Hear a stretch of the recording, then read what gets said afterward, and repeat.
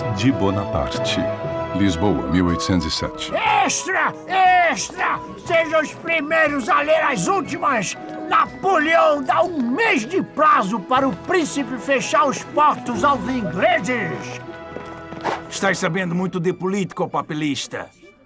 O que é que tem nesse pasquim que estás a vender? Como posso saber se eu sou cego? Agora você vê! É o menino que lê pra ele. Me larga, como é que eu posso ler se eu sou analfabeto? Vai, some daqui. Não quero mais ver-te pela frente. E muito menos eu desejo ver-te! Portugal é intimado por Bonaparte a aderir ao bloqueio continental.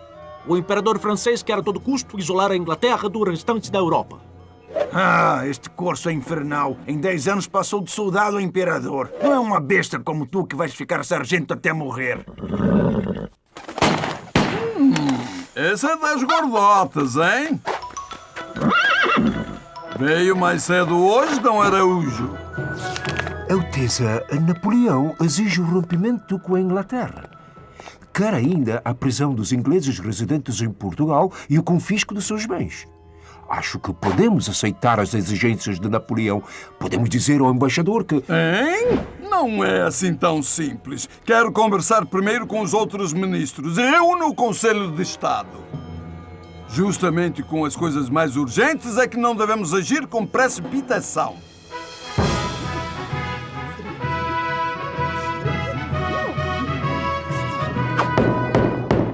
Sua Alteza Real, Príncipe Regente!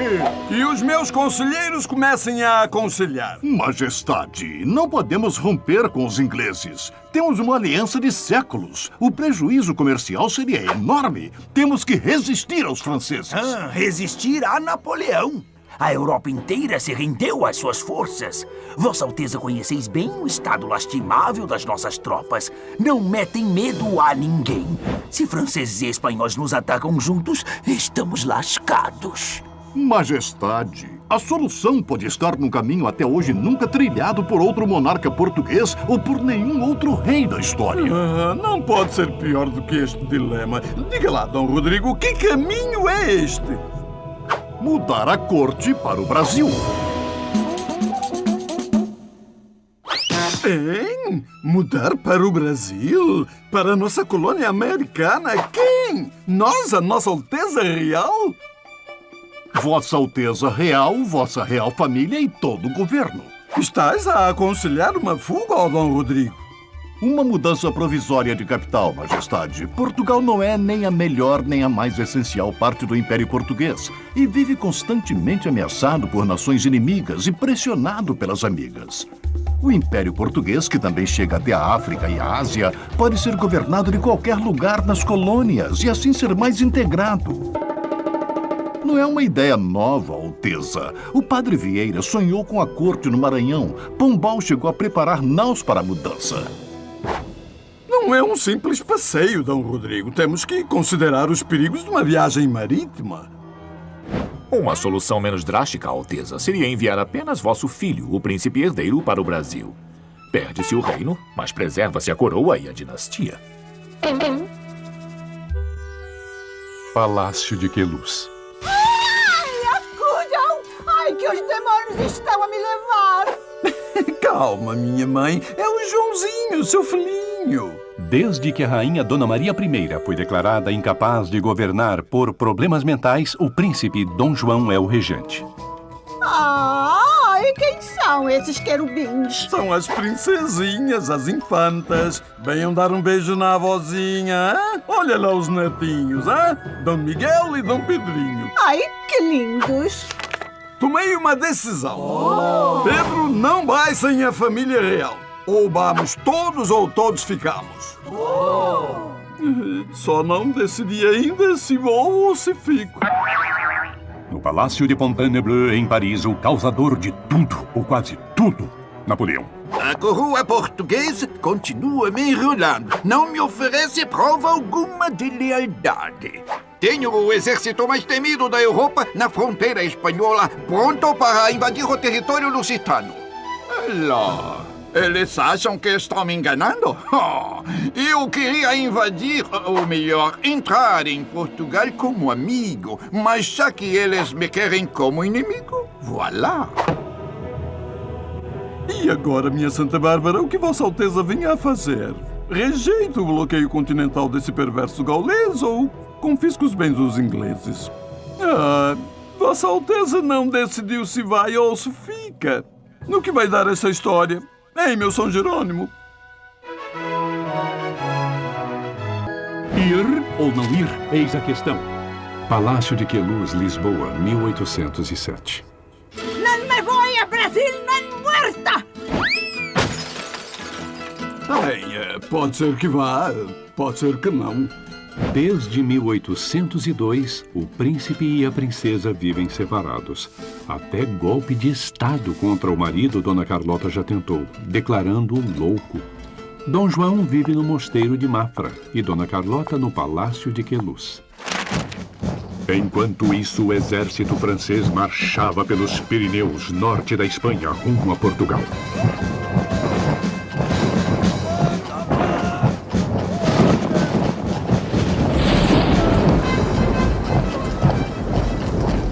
Em Lisboa...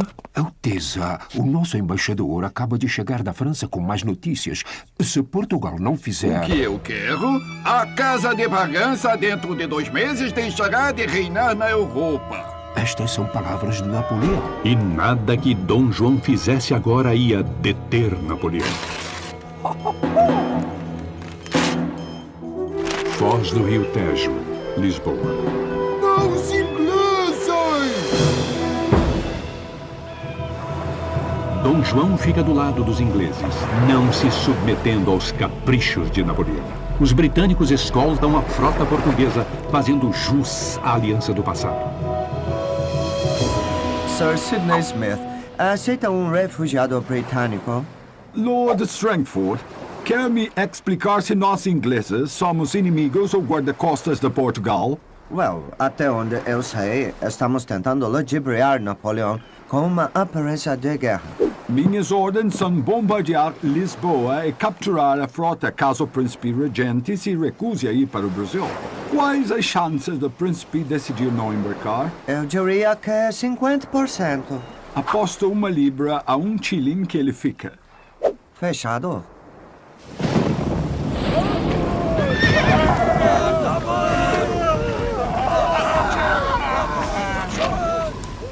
Enfim, as tropas francesas entram em Portugal. E em que estado? Recebemos ordens do comando para recebê-los como amigos. Nossa! A tropa francesa está em frangalhos. Isto é uma pena, pois desse jeito ia ser canja de galinha derrotá-los. Frangalhos, canja! E é verdade! Alteza, o exército francês já está em Abrantes. Acabo de receber o jornal de Napoleão. Talvez esta leitura ajude Vossa Alteza Real a tomar uma decisão. A Casa de Bragança cessou de reinar. Então, comecem a mudança, ora pois. A guia! Só embarca quem tiver a guia assinada pelo intendente pagador. Abram alas para a Duquesa de Cadaval! Abram alas para o Marquês de Alegrete!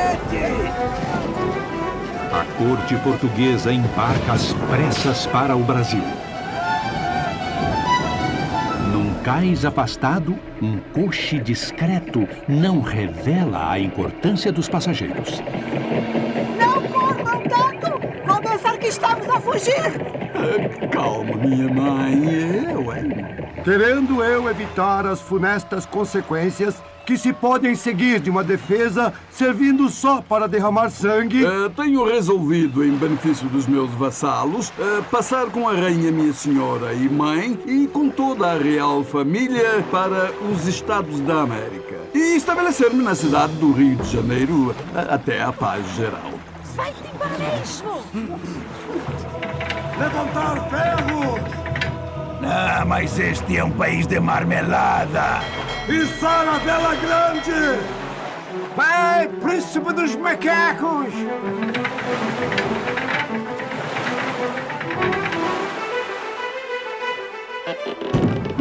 Meu São Jerônimo e minha Santa Bárbara, que protejam Vossa Alteza. Velho babão! Lisboa, 29 de novembro de 1807, 7 horas da manhã. As naus portuguesas e inglesas trocam saudações amistosas.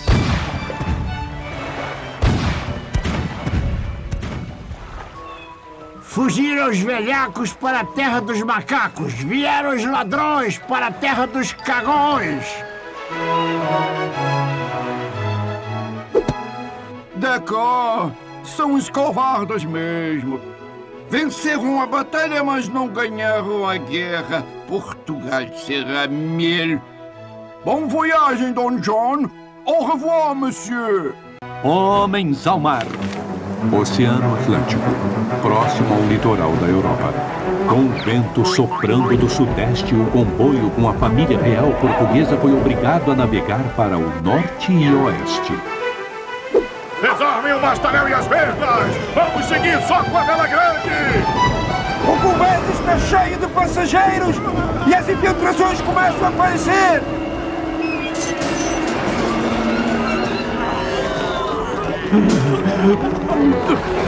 Napoleão não pode ser pior que isto. Não mesmo. Mas bons ventos aparecem e a frota pode rumar tranquila para o sul. 4 navios ingleses escoltam a corte portuguesa ao Brasil. A próxima parada será em Cabo Verde. Mensagem da nau Príncipe Real, almirante. O príncipe Dom João decidiu ir para o Brasil sem fazer nenhuma parada. O comboio se divide. Uma parte vai direto para o Rio, enquanto Dom João segue para a Bahia. Meados de janeiro de 1808. É sempre assim. Quando se chega ao Equador, é esta calmaria. Levam-se 10 dias para percorrer 30 léguas, o que com bom vento se faz em 10 horas. Pelo menos diminuiu o chacoalhar do navio. Mas a água está podre e não aguento mais beber vinho de péssima qualidade. Ai, e esse calor equatorial na moleira? Falando em moleiras... A cabeça de Vossa Alteza está infestada de piolhos. O que estás esperando? Saca-me os pelos, tosa tudo! Imprestável! Enquanto isso, na fortaleza de Santa Cruz, em Niterói... São os ingleses? Não, é um brigue português! Avisem o vice-rei! Excelência, o brigue voador traz notícias da corte. 3 dias depois, metade do comboio chega ao Rio. Então, não estamos em guerra contra a Inglaterra? Não, senhor Conde dos Arcos. Estamos mais unidos do que nunca. E vamos declarar guerra à França. Precisamos preparar o Rio para receber a corte, limpar a cidade, alojar os viajantes, estocar alimentos. Quantas pessoas o senhor calcula que virão? De 5 a 10 mil almas. Mas, no fundo, ninguém sabe. Devia ter mais de 10.000 almas. Do jeito que a embarcação estava lotada. E digo mais, pobres almas. E pior, uma delas era eu. Mi marido me paga. Venha cá, meu rei. Salvador, 22 de janeiro de 1808. E vem o príncipe, a princesa, a rainha e mais um mundaréu de gente, não sabe? Oxe, mas será que vão ficar em Salvador ou vão descer pro Rio? Ah, depois que o príncipe conhecer Salvador, não vai querer saber de outra terra, não. Vamos pra casa. Tem que ficar bonita pra receber a corte. Mas como é que chegam assim sem avisar? Não vai dar nem para preparar uma festa decente. Mande desocupar o palácio e a casa de relação. A cidade de São Salvador, que até 1763 havia sido a capital da América Portuguesa, se prepara às pressas para receber os ilustres visitantes. Esta terra é uma maravilha, digna de Vossa Majestade. Se tivéssemos sido avisados antes, Vossa Majestade teria uma recepção inesquecível, com os quitutes da terra, acarajé, abará. Fica, meu rei. Mas sou o príncipe regente, pois não? E não te preocupe, senhor Conde da Ponte. É fácil perceber que a gente é boa, a cidade é formosa e a comida nem se fala. Mas é um pouquinho apimentada, eu diria. Adulador, quanta rasgação de seda. Ai, que calor. Será que o príncipe vai abrir os portos, Lisboa? Já entreguei o memorial ao governador. Agora temos que aguardar. Veja, meu rei, os navios estão cheios de mercadorias e não podem zarpar. É verdade. Eles só podem ir da colônia para a corte por ordem minha. E Portugal está nas mãos dos franceses, sabe-se lá até quando. Eis aqui um memorial, Alteza, em nome do comércio baiano, suplicando a Vossa Alteza a liberação dos navios para outros países. Portugal proibia as colônias de fazerem comércio direto com outros países. Dom João atende ao povo baiano e, em 28 de janeiro, decreta a abertura dos portos às nações amigas. Que sejam admissíveis nas alfândegas todos e quaisquer gêneros das potências que se conservam em paz e harmonia com a minha real coroa. O que Dom João concedeu era, na verdade, inevitável. Com a península em guerra, os produtos precisavam encontrar outro canal de exportação. E o tratado secreto com a Inglaterra obrigava Dom João a abrir algum porto no Brasil só para os ingleses. A única nação amiga com quem se podia comercializar era a Inglaterra. Mas a Carta Régia abria os portos para todas as nações que, em breve, iriam concorrer com os ingleses.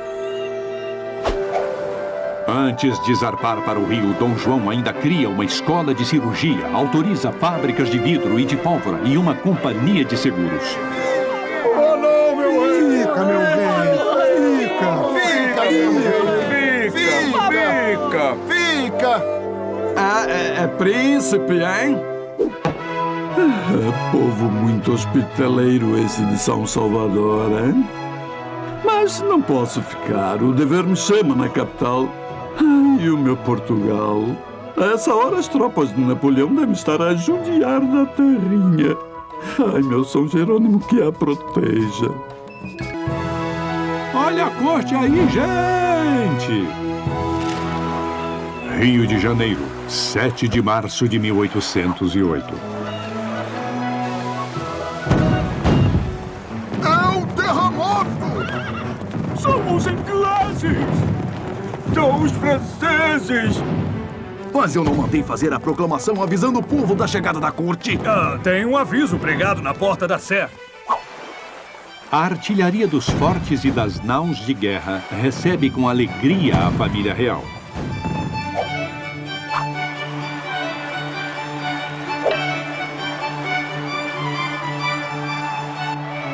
O Rio, apesar de ser a sede do vice-reinado, não era uma cidade tão rica como Salvador.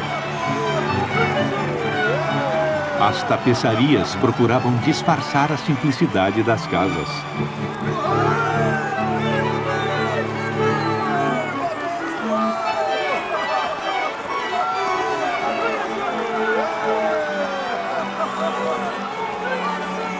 As festas prosseguem por 9 dias e 9 noites.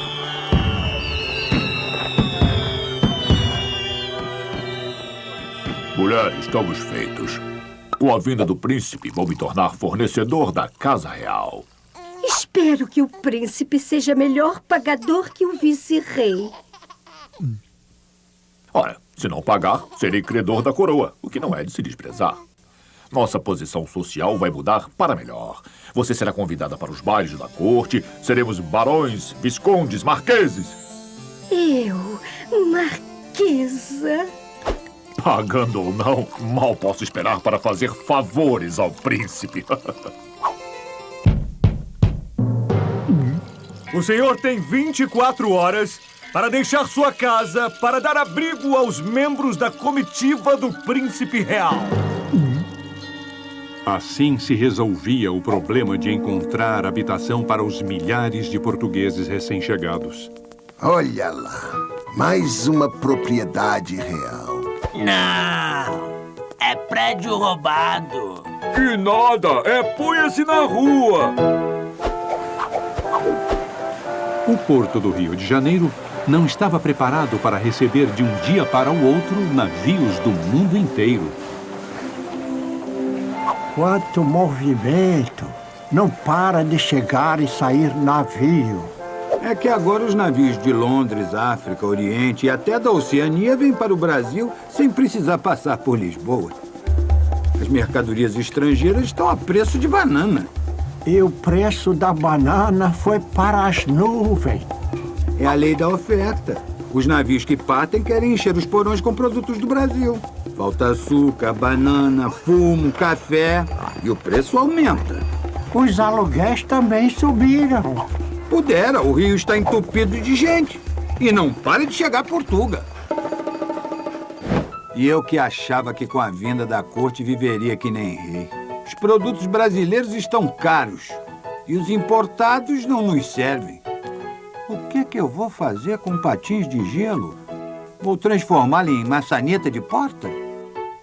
O Brasil é mais da Inglaterra do que dos portugueses.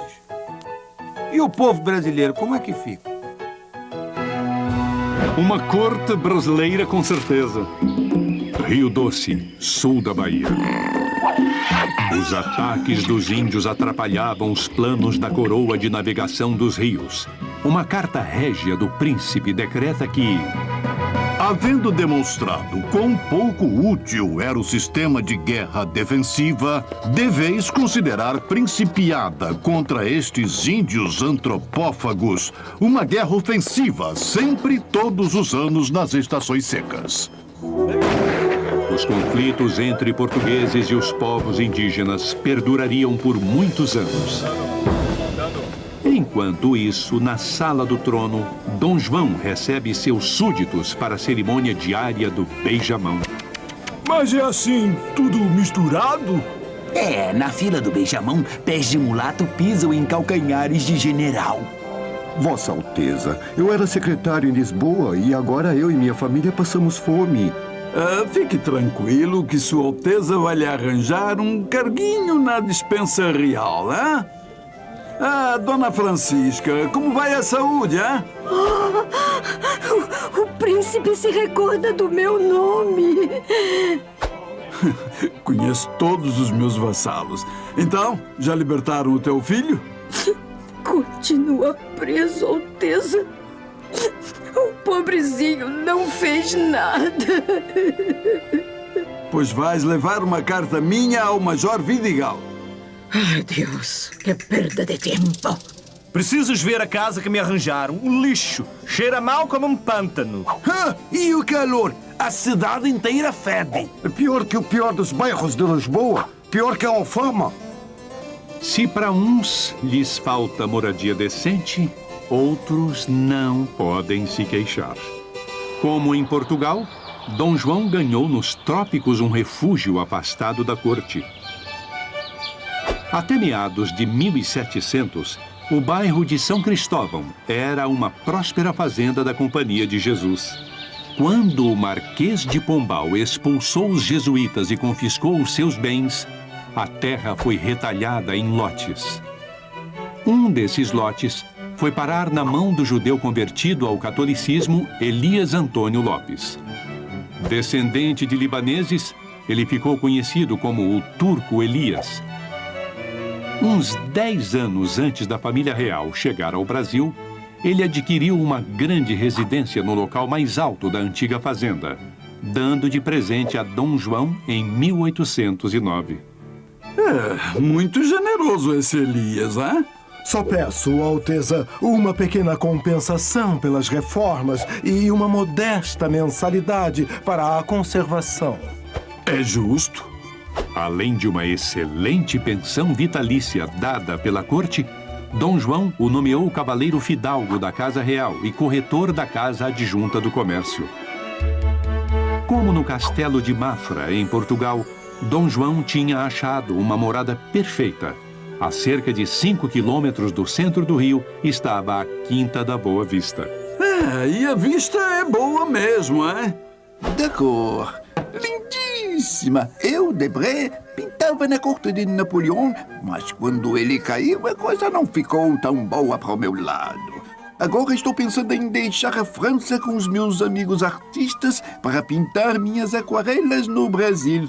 Mas isso só quando nossa história chegar em 1816, oui? Um dia ficarei famoso. Abiantou! Uma igreja, um jardim e muitos títulos, ora pois. Rio de Janeiro, Horto da Fábrica de Pólvora. Pedrinho, prova esta cana, Pedrinho. Hã? Docinha, hein? Mais doce que a cana comum. É cana de caiena. Cana caiena? Que engraçado. Daí vem a cana caiana. O governador da Guiana mandou para comemorar nossa vitória sobre a França. Conquistar a Guiana Francesa era uma ideia antiga. Assim que chegou ao Rio, Dom João declarou guerra à França. Mas eles lá e eu cá, hein? As forças luso-britânicas desembarcaram em Cayena, capital da Guiana Francesa, no início de janeiro. Vamos! Depois do combate, o governador francês rendeu-se em 1809. Foi a vingança de Dom João contra Napoleão. Além da cana, o governo da Guiana Francesa enviou também a noz moscada, o cravo da Índia, a caramboleira, o abacateiro e a fruta-pão. Essa nossa vitória sobre a França rendeu frutos mesmo, hein? O horto foi uma criação do chefe da fábrica de pólvora que Dom João transformou em jardim botânico em 1811. Ele foi inspirado nos moldes do Jardim Botânico da Ajuda, em Lisboa, onde já se colecionavam plantas do mundo inteiro e se faziam experiências para fins econômicos e medicinais. Em 1810, quando se tentou plantar o chá de Macau, uma colônia de 200 chineses foi trazida para auxiliar no cultivo. Enquanto isso, no paço... Majestade, os músicos da Capela Real trazem um pedido à Vossa Alteza. Ah, os meus músicos! Como tem passado, hein? Alteza, são todos músicos portugueses da melhor categoria. Não podem ser regidos por um padre mulato que nunca saiu da colônia. Mas que o Zé Maurício é bom sim. De fato, o mestre de capela da Catedral da Sé, padre José Maurício Nunes Garcia, encantou Dom João, amante da música sacra. Ai, mas sua música é celestial. José Maurício compôs cerca de 70 obras na época em que foi mestre de capela. Dom João gostava tanto dele que o condecorou com a Ordem de Cristo. Mas eis que chega à corte em 1811 o compositor Marcos Portugal. Ele é o músico português mais célebre do nosso tempo. Ele tem obras apresentadas por toda a Europa. É verdade. E tem mais, Alteza. Esse padre José Maurício ainda por cima tem 3 filhos. É um escândalo. Ah, é? Tens certa razão. 3? É demais. Dom João acaba cedendo e substitui o brasileiro pelo português. Padre José Maurício, porém, continua compondo e sendo custeado pelo governo. Extra, extra! Marcos Portugal é nomeado mestre de capela da Catedral da Sé. Esse Dom João, sempre protegendo seus patrícios. E o que isso me importa? Vê aí se saiu a minha nomeação. Em 1808 sai o primeiro jornal publicado no Brasil, a Gazeta do Rio de Janeiro, dirigido por Frei Tiburcio da Rocha. O jornal funcionava como um órgão oficial do governo, onde se publicavam decretos e notícias de acordo com a vontade da corte. Seja por meio dos jornais ou em grandes eventos na corte, eram muito frequentes nomeações e concessões de títulos no período joanino. Além dos nobres trazidos na bagagem no tempo em que ficou na colônia, Dom João nomeou 11 duques, 38 marqueses, 64 condes, 91 viscondes e 31 barões. Ufa! O senhor sabe com quem está falando? Com o barão de grandes coisas. Eu sou marquês. Condecorações recebi algumas das próprias mãos de Dom João, mas eu não encantava a todos. O bispo Dom José Caetano Coutinho, responsável pela Capela Real, estava determinado a afastar os músicos brasileiros. No meu caso, era um desgosto ainda maior para ele ver entrar em sua capela uma pessoa com um defeito físico visível. Que defeito? Minha cor. A colônia que virou metrópole. Gabinete de Dom Rodrigo, Rio de Janeiro. Dom Rodrigo, o amigo dos ingleses, tornou-se o ministro mais forte de Dom João. Sua pasta era de guerras e estrangeiro, mas ele se ocupava de muito mais. Lembre-me de sugerir ao príncipe a isenção de impostos para a importação de máquinas. Precisamos importar plantas exóticas e adaptá-las ao Brasil. Mande trazer de Lisboa todos os mapas da colônia. Sem eles, eu não posso planejar estradas. Dom Rodrigo também participou do decreto que permitiu finalmente a instalação de fábricas no Brasil em 1808. Desejando promover a riqueza nacional e sendo um dos mananciais dela as manufaturas e a indústria, sou servido a revogar qualquer proibição a este respeito no Estado do Brasil, que seja lícito estabelecer todo o gênero de manufaturas. Mas o fim da proibição não basta para que uma nação se industrialize da noite para o dia. Alteza, os cofres reais estão se esvaziando. Tantas melhorias, gastos e empregos estão acabando com o erário. E os impostos? Uma terra tão vasta e rica. A arrecadação das províncias é insuficiente e irregular. Precisamos conseguir entradas de capital. E assim, Dom João assina o decreto que cria o Banco do Brasil, que só entra em vigor um ano depois. Mas ainda faltam ao Brasil trabalhadores preparados e meios adequados de transporte, laboratórios, fornecimento de água e esgotos. O regime de escravidão não era mais tão rentável quanto antes. O alto custo de um escravo daria lugar, num futuro próximo, à força de trabalho do imigrante europeu. Dom Rodrigo, a Grã-Bretanha exige, sem negociação, que todos os monopólios sejam suspensos no tratado comercial. Exige? Num acordo, ambos os lados devem ceder. Não posso taxar em 15% os artigos ingleses, enquanto os nossos pagam 16%. Alteza, a Inglaterra espera ser recompensada pela proteção durante a travessia de Portugal ao Brasil. Mas eu já condecorei os almirantes e até a chácara Smith eu dei. Este tratado é leonino, um absurdo! Dom Araújo está fora do ministério desde que chegou ao Brasil e não pensa como Dom Rodrigo. Alteza, os ingleses querem entrar com qualquer produto manufaturado em nossos portos. Isso seria desleal com nossos produtos. Dom Araújo, talvez seja melhor não assinar. Havia apenas um assunto em que o príncipe era irredutível. Com os escravos não se mexe, hein? Dom João temia desagradar traficantes, donos de engenho e mineradores, pois todos lucravam com o tráfico. Em 1807, o parlamento inglês abole o comércio de escravos na Inglaterra e começa a pressionar outras nações. É chocante aos olhos de Deus contemplar nossas criaturas irmãs em cativeiro expostas nuas e vendidas como gado. Mas as nossas colônias ficarão em desvantagem. Nossos concorrentes continuarão usando mão de obra escrava. Então todos os países deverão abolir o tráfico. Alteza, os Estados Unidos e a Dinamarca não traficam mais escravos. É uma tendência mundial. Bem, então, que seja bem gradual. De fato, ainda ia demorar muito para se conseguir algum progresso na questão dos escravos. Só em 1850, 24 anos depois da morte de Dom João, é que o tráfico foi proibido pela Lei Eusébio de Queiroz.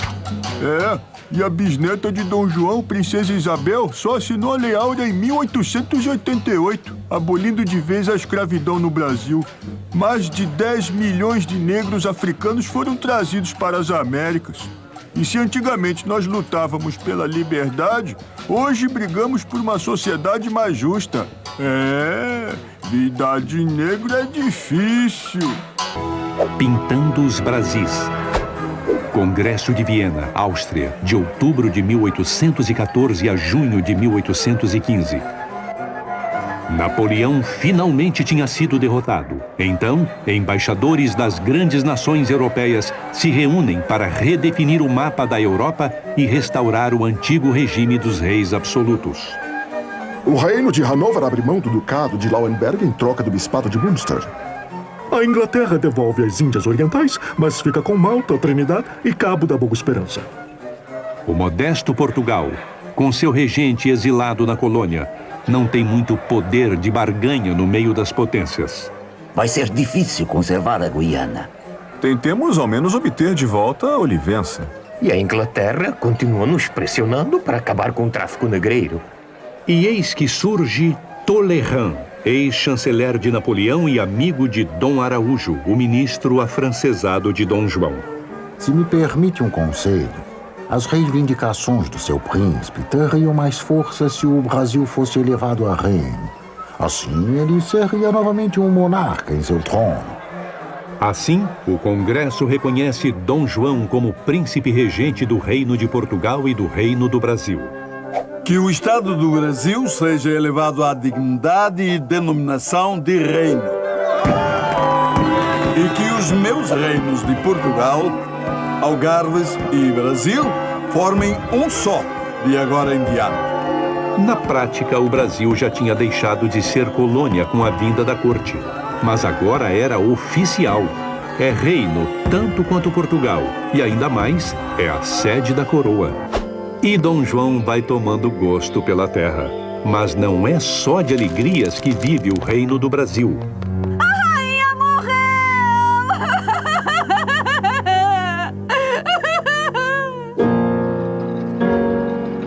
Carlota Joaquina e Dom João têm um novo desafio: assumir o papel de rei e rainha.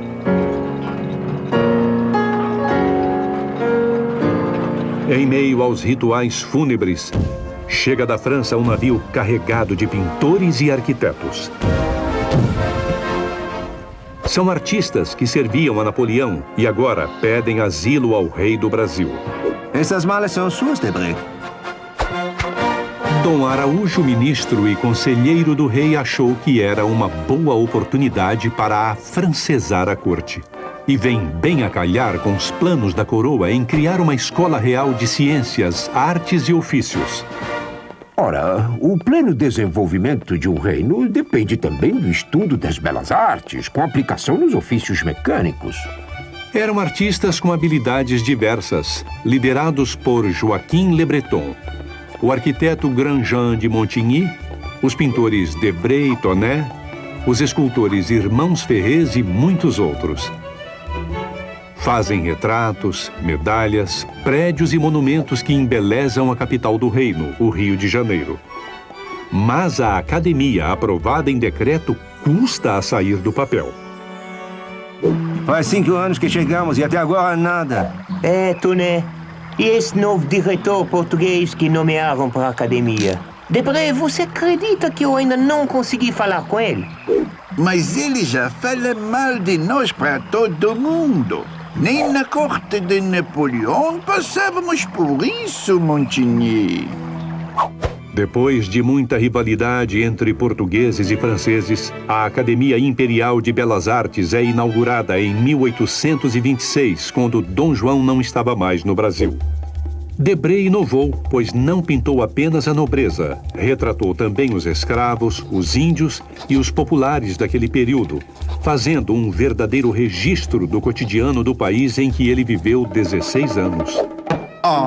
Quando eu cheguei, confesso, fiquei espantado. Pensa que foi fácil lidar com uma realidade totalmente diferente do que eu estava acostumado? Eu que pintava no estilo neoclássico, o ideal grego de perfeição, tive dificuldade com a luz dos trópicos. Depois fui me acostumando, creio que movido pela curiosidade.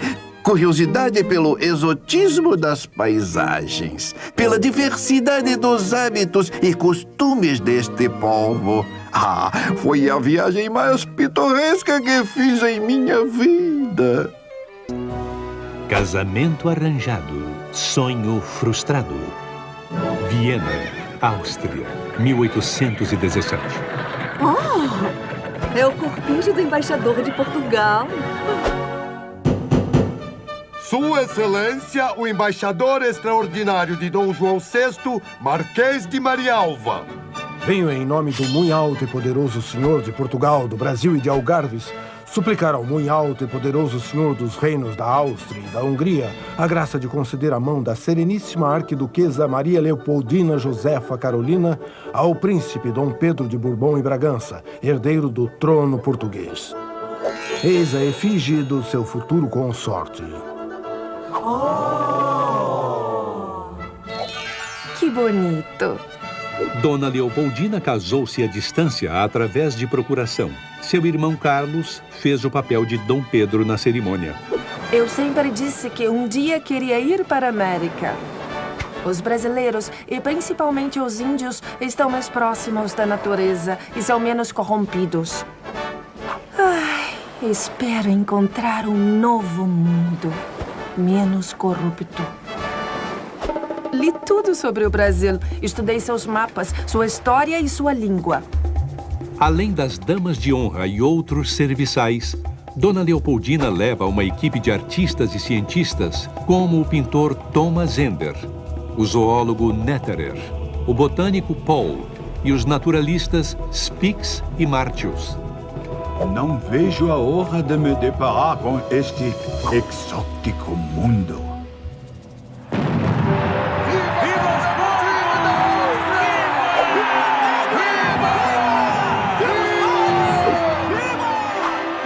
Meu marido é bonito como o retrato que vi. Meu sogro tem uma aparência bondosa. Papai diz que tem excelente caráter. Já a minha sogra... Devo tomar cuidado. Não se pode dizer que o casamento de Leopoldina com Dom Pedro tenha sido dos mais harmônicos. Nas cartas à irmã, Leopoldina escrevia que não era amada e que engolia tudo em segredo. Dom Pedro saiu à mãe no gênio explosivo e na sensualidade. Leopoldina teve que tolerar as várias aventuras amorosas do marido. O nível cultural do príncipe também deixava a desejar. Sua educação se resume às artes militares e à música. Já Leopoldina era praticamente uma cientista amadora. Gostava de botânica e mineralogia. A paixão pelos cavalos era uma das poucas coisas que tinham em comum. Leopoldina cumpriu com zelo seus deveres de Estado. Deu ao príncipe quase um filho por ano, até sua morte em 1826, aos 29 anos. Nossa vida realmente era muito limitada. Eu, que fui uma imperatriz, não podia fazer tudo o que era de minha vontade. Imagine as outras senhoras que viam a vida através de treliças de madeira colocadas na janela e só saíam para ir à igreja. Ah, Leopoldina, de ti eu não tenho o que reclamar. Mas pena que eu não posso dizer o mesmo. Que disse?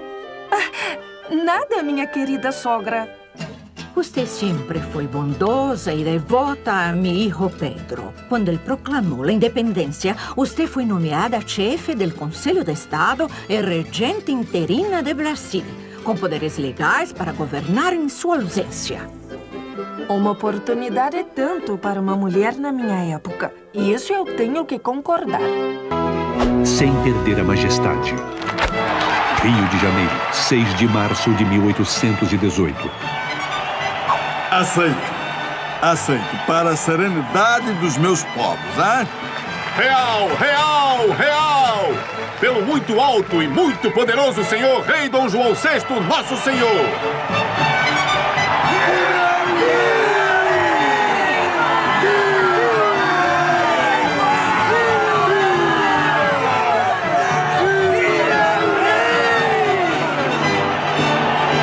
A aclamação de Dom João VI, o tornando oficialmente rei, foi comemorada o ano inteiro com missas, manobras militares, danças e representações teatrais. Os festejos prosseguiram por 8 meses, com cortejos de carros alegóricos no Campo de Santana, touradas e cavalhadas, antecipando os desfiles de Carnaval do Rio 100 anos depois. Essa apoteose marca o apogeu do reinado de Dom João VI no Brasil e o começo do fim. Enquanto isso, em Portugal... Nós temos um rei chamado João. Faz o que lhe manda, come o que lhe dão. Depois da fuga da família real, a França toma Portugal e cobra pesados impostos de guerra. Depois vem a Inglaterra ditando as regras com um governo provisório. E o comércio, quase todo desviado para a ex-colônia. O povo português tem ou não tem razão para estar revoltado? Ora, pois. O Bragança não está nem aí pra terrinha. No ano em que a Revolução Pernambucana agita o Brasil, uma conspiração é delatada em Lisboa. Ao mesmo tempo que o levante em Recife? Beresford, o marechal britânico que governava Portugal enquanto a corte permanecia no Brasil, enfrenta uma rebelião, mandando enforcar os oficiais rebeldes, inclusive um dos líderes, o general Gomes Freire. Beresford vai pessoalmente ao Rio alertar Dom João. Majestade, Portugal está à beira da revolução. Lord Beresford, custo a crer que os corações de meus súditos portugueses sejam ingratos a ponto de se rebelar contra minha real pessoa. Meu conselho é que Vossa Majestade ou um de vossos filhos vá acalmar os ânimos e mostrar autoridade antes que o país pegue fogo. De volta a Portugal, Beresford nem pôde desembarcar, sendo destituído de suas funções. A Revolução Liberal já havia estourado. As más notícias chegam ao Rio. Os portugueses estão se organizando para escrever uma nova Constituição. Pedem também o regresso de Vossa Majestade. Mas voltar logo agora? Já não gosto mais do seu rei. Querem o que foi feito na Espanha, Majestade. O rei espanhol teve que engolir uma constituição para continuar no trono, abrindo mão de parte de seus poderes. E o que achas que devo fazer, ó Vila Nova? Vossa Majestade não deve deixar o Rio. Receba as queixas e depois mande um representante a Lisboa. A novidade chega ao Rio e se espalha pelo Brasil. Estourou uma revolução no Porto. Vão escrever uma nova lei em Portugal. E o rei vai ter de obedecer a ela. Eles é que estão certos. Aqui não. A vontade do rei é a lei. Mas a vontade do rei está num daqueles dias de indecisão. Mas Vossa Majestade tem certeza? Não deve ir. A pressão é grande. Situação delicada. Ai, eu não tenho certeza. Ai, Jesus, vou ou não vou? Mais uma viagem. Rio de Janeiro, dezembro de 1820. O conde de Palmela vem de Lisboa assumir a pasta de negócios do exterior no Rio e traz uma visão bem mais realista que a do rei. A revolução é inevitável, Majestade. E na escala que fiz em São Salvador, percebi que o espírito dos novos tempos já chegou ao Brasil. Então você acha que o rei deve fazer a vontade de Lisboa? É ceder para ganhar. Vossa Majestade deve ir pessoalmente a Portugal para que, com vosso prestígio, tente conduzir os debates para estabelecer uma monarquia constitucional. Antes que façam uma revolução mais radical. A República? Obrigado, Palmela. O rei vai refletir sobre o assunto. Mas Dom João se inclina à opinião de Vila Nova, Portugal e outros conselheiros, decidindo enviar Dom Pedro para ouvir o povo português e levar ao rei as reformas. Mas Vossa Alteza não deve falar nada de Constituição, mas sim sobre melhoramentos. Os acontecimentos não esperam a decisão real. Em Salvador, uma junta de brasileiros e portugueses declara apoio à Constituição em curso em Portugal. Abaixo o absolutismo! Viva a Constituição! E ai dele que não venha obedecer às nossas vontades, jurando pessoalmente a Constituição. Nós, comerciantes portugueses, não exportamos mais quase nada para as colônias. Nossos impostos são mais altos que os dos ingleses. E as cidades estão destruídas após as inúmeras batalhas. Queremos liberdade de imprensa, um novo Código Civil e um banco português. Não vamos mais nos submeter às decisões de um rei que deixa o seu trono às moscas.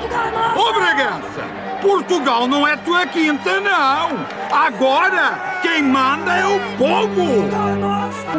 Adeusinho. No gabinete real no Rio de Janeiro, Dom João continua sendo pressionado a voltar para Portugal. Ele não perde tempo. Assina o decreto real de 18 de fevereiro de 1821, convocando representantes de todas as colônias para defender os interesses da coroa, deliberando a ida de Dom Pedro a Portugal. Examinem e consultem o que dos referidos artigos for adaptável ao Reino do Brasil. Essa é boa. O rei quer escolher qual parte da Constituição lhe agrada mais? O rei tem que obedecer às leis que serão escritas em Lisboa.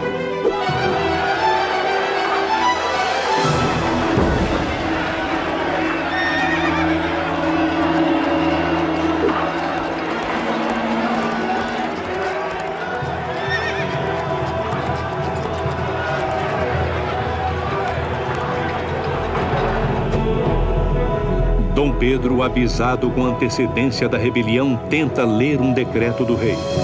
El rei, meu pai, declara aderir e adotar para o Reino do Brasil a Constituição Portuguesa, salvas as modificações que as circunstâncias locais tornarem necessárias. Não basta! É preciso jurar a Constituição que está se fazendo em Lisboa sem restrições!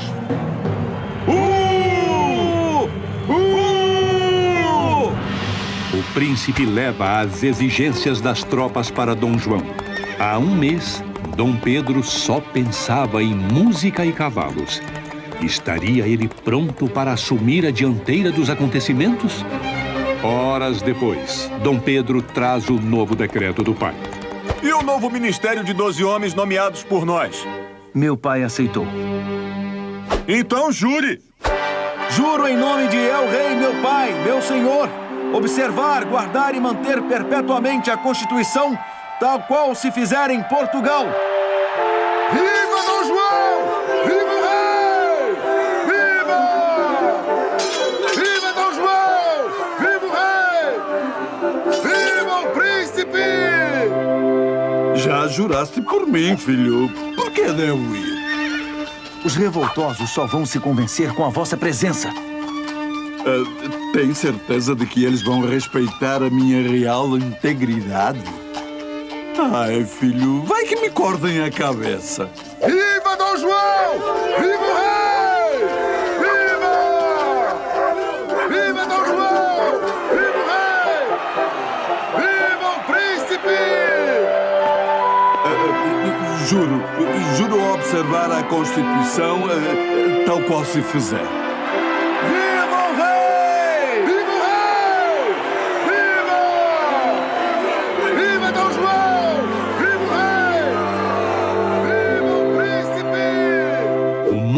De repente ficou confuso para o rei. Como ser um monarca sem ser absoluto? Não vejo outro jeito. Devo voltar à terrinha. Como vai ficar o Rio sem Dom João? Concordamos com a Constituição, mas Dom João deve ficar no Brasil. Será que Dom Pedro vai dar conta do recado? Não sei, mas o rei já deu conta de pegar todo o dinheiro. Vamos logo, Carlota. Até que enfim me vou para uma terra de hombres. Daqui não levo nem o pó.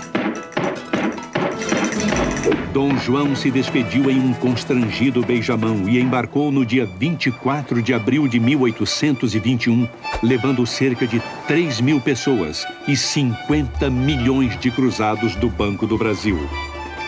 Esta foi a aventura do rei que fugiu para conservar a coroa, gerando alguns benefícios para a terra que o recebeu.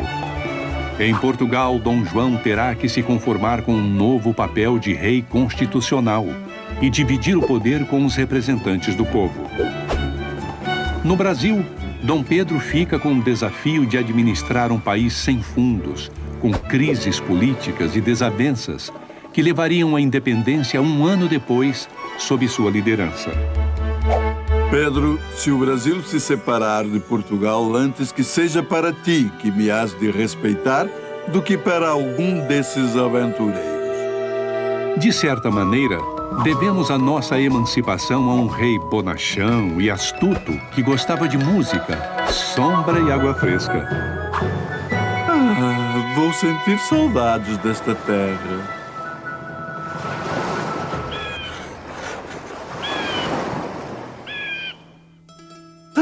Se fosse por mim, eu ficava. Mas Vossa Majestade, neste momento histórico, não está com todo esse poder. Realmente não deixei o Brasil na melhor das situações, pois o ouro parou de circular, muitas casas de comércio faliram e ideias anárquicas começaram a surgir. Que meu filho Pedro saia bem desta. Pior do que isto, só o que me aguarda em Portugal. Bem feito! Tá com medo, é, seu burrabutas? Napoleão, você está aí, é? Pois saiba que tu foste o grande causador disto tudo. Não tenho culpa se fugir é sempre sua única solução. Não tem pulso firme para resolver seus problemas como eu. Desculpe interromper, mas Vossa Majestade teve pulso firme sim para raspar os cofres, não deixando um tostão para nós brasileiros. Assuntos referentes ao Brasil, agora faça o favor de tratar com Dom Pedro, viu? Oh, seu filhinho agora quer ser imperador? Família insolente. Mas tenho que admitir que Dom João foi o único que me enganou. Então, au revoir. Adeusinho, viu? Essa historinha que você acabou de assistir é baseada no livro em quadrinhos Dom João Carioca. Os autores levaram muitos anos pesquisando os detalhes do período joanino para serem fiéis à história o máximo possível. Esta é a ilustração do Porto do Rio de Janeiro. E esta é uma obra de Debré, retratando o momento da despedida.